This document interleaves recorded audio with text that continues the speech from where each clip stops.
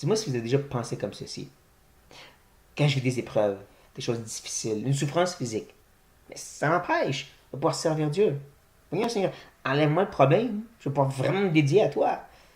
On oublie que l'épreuve, ça vient de Dieu.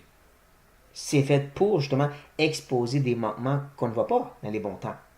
Le mot parle littéralement d'être mis dans le feu, et le but c'était pour exposer des impuretés que tu ne voyais pas sans le feu.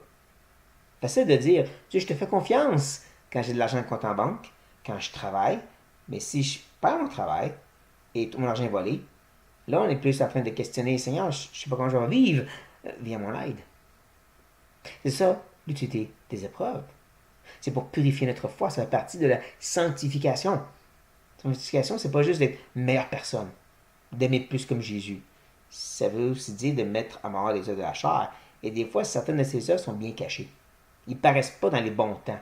C'est comme des bébites cachées en dessous des roches. Faut les soulever. Faut gratter la tête et l'exposer. C'est ça que l'épreuve fait. Surtout ces longues épreuves difficiles. Il vient vraiment ébranler puis nous montrer, peut-être que j'ai pas autant de patience que je pensais. Peut-être que j'ai pas autant de foi en Seigneur que je pensais. L'épreuve vient l'exposer, mais aussi le travailler. C'est ça qui est beau dans ce que Dieu fait. Je ne sais pas ce que vous vivez présentement. Cette difficulté peut-être très prolongée. Soyez de bon courage. Ce n'est pas un empêchement. C'est une œuvre de Dieu pour vous travailler dans votre foi. C'est une bonne chose dans cette croissance de foi, chers frères et sœurs. Sur cette note, soyez bénis.